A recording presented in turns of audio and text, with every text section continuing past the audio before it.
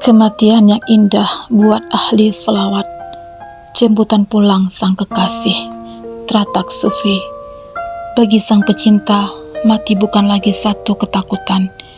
Ia malam pengantin yang sekian lama dalam penantian.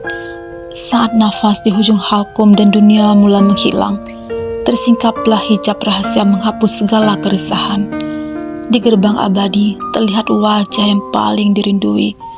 Menatap senyum baginda sallallahu alaihi wasallam, terubatlah segala kerinduan. Lihatlah rahasia mengapa mereka pergi dengan senyuman, karena cinta telah menjemput mereka ke alam keabadian. Wahai jiwa yang berkelana di bumi, pernahkah kita merenung rahasia di sebalik lisan yang tidak putus berselawat kepada baginda Nabi sallallahu alaihi wasallam? Sesungguhnya setiap selawat yang dilafazkan bukan sekedar ganjaran pahala yang tersimpan di dalam kitab catatan, melainkan ia sedang menenun sehelai kain kafan cahaya yang bakal membalut ruh saat perpisahan dan dengan dunia tiba. Bayangkan saat itu, seluruh kekuatan jasad kian luntur dan pandangan mata mula menembusi alam malakut. Bagi mereka yang jauh dari selawat, itulah saat ketakutan terdahsyat. Namun bagi ahli selawat, ia adalah kemuncak kemesraan. Para kekasih Allah menyaksikan ruh pecinta selawat tidak ditarik dengan kekerasan. Sebaliknya ia dipanggil dengan penuh kelembutan. Mengapa?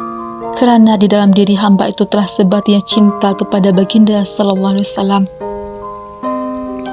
Ruh yang telah menyatu dengan cahaya selawat kini menjadi haruman yang teramat wangi, sehingga penduduk langit tertanya-tanya, ruh siapakah yang sebegitu harum ini? Sering kita menyangka syafaat hanya di mahsyar, namun bagi ahli selawat, ia bermula di pembaringan maut. Di saat syaitan coba memesongkan iman, selawat muncul sebagai perisai cahaya, menghalang segala gangguan dan bisikan. Lisan yang terbiasa berselawat tidak akan keluh mengucap syahadah.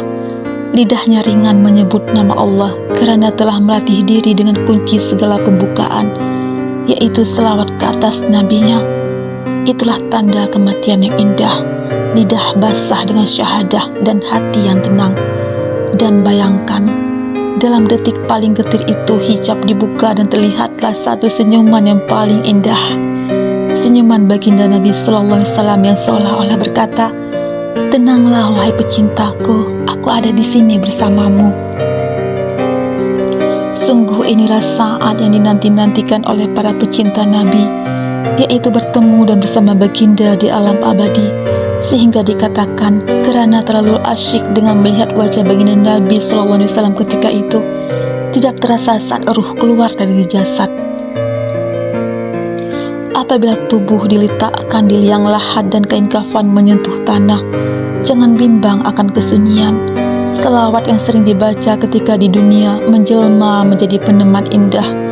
Ia akan duduk di sisi menghibur dan memberitahu, "Berehatlah dengan tenang wahai kekasih Allah, aku akan menjagamu hingga hari kebangkitan."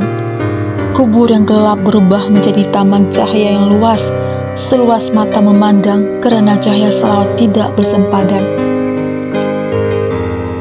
Maka wahai saudaraku, janganlah engkau membiarkan hari-harimu berlalu tanpa bekalan cahaya ini. Jadikanlah setiap turun naik nafasmu sebagai saksi cinta. Jika engkau merasa lelah dengan urusan dunia, kembalilah berselawat. Jika engkau merasa takut dengan hari esok, kembalilah berselawat. Dengan senantiasa berselawat, kita sedang tenggelam dalam samudra rahmat Tuhan yang maha luas. Sesungguhnya tidak ada pelaburan yang lebih pasti melainkan selawat. Ia adalah modal yang akan kita tuai hasilnya saat kita paling memerlukannya, yaitu saat nyawa di hujung halkum. Biarlah dunia mengenal kita sebagai orang kebiasaan, namun bagi penduduk langit kita dikenali sebagai pecinta selawat yang tidak pernah jemu. Teruslah berselawat sehingga ajal menjemput kita dalam keadaan sedang tersenyum, karena kita tahu siapa yang sedang menanti di alam penuh abadi nanti.